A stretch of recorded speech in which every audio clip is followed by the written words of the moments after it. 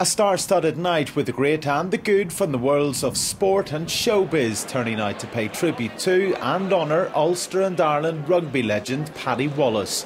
He is Ulster's most capped player, winning 189 caps for Ulster and 30 for Ireland. Friends from the world of golf and even a Hollywood superstar turned out to support the sporting hero. Well, I've known Paddy since I was very young, 4 or 5 years old. We grew up in the same part of town, so it's great to be here and support him, and support obviously a great cause. It means a lot to him, you know. First of all, how important is it for you to be here tonight? Yeah, it's really important. I've known Paddy my whole life, and it's obviously a cause that means a lot to him, and I'm very happy to be here and support it in whatever way I can, you know. Yeah, I loved it, you know.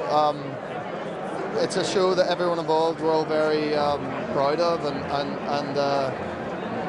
obviously the first series was really well received, and we felt that we've upped our game a little bit for the second series, and I feel that other people have caught on to that too, and it's had the response that we were after, so we're all feeling pretty good. Yeah, I mean, I can't, you know, as ready as I can be. I can't bring in sandbags or anything, you know. I just got to, you know, accept it and embrace it and enjoy it, and yeah, we'll see what happens. And just finally, what are you doing for Christmas yourself? I'll be here for Christmas, yeah. I'm going back to London for a few days tomorrow, and then Christmas at home with the family. My family coming over to join my other family, and yeah, very traditional. Yeah. Well, enjoy yourself tonight. All the best. So I'm sure you're glad to be home for Christmas?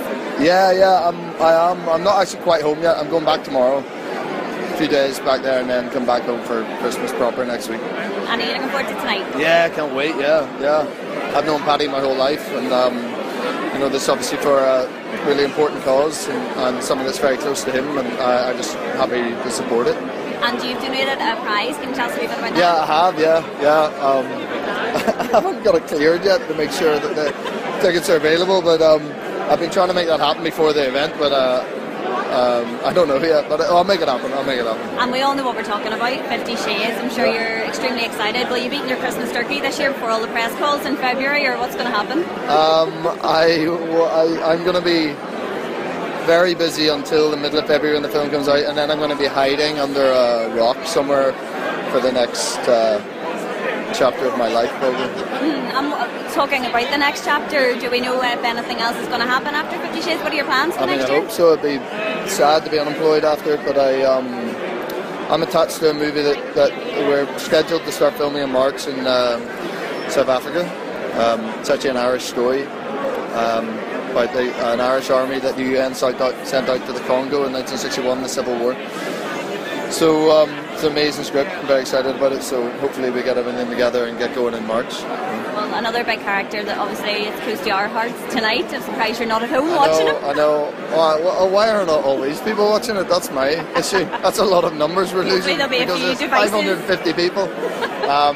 Yeah, no, obviously I'm pleased with that, and people seem to be responding as well to the second series as they did the first, which is what we wanted, and I'm very proud of that show, you know, and yeah, I'm delighted that people love it. You know. What was it like to try and, it's a bit of a hard one to get into character, because I'm sure you don't really want to identify with him, but, you know, sort of explain a wee bit about that. How do you... Yeah, I mean, the thing is, as an actor, you have to find something identifiable with every character you play. I think I can identify, I couldn't in the first series, but this series I can, with he's a father, and I'm a father of just over a year, and that has helped me a little bit, try to get into that side of him.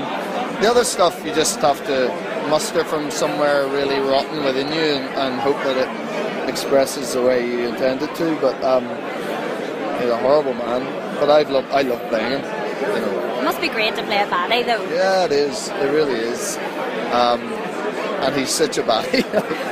Doesn't come much worse. Yeah. No. And what about sort of, most people sort of want to walk down the street and get sort of catchphrases shouted at them and things like that. You've got two interesting characters. What's it been like? Yeah, I don't get. There's one time in London about a year ago where someone shouted, "There's that serial killer," as I was getting on the tube, and everyone like panicked and stared at me,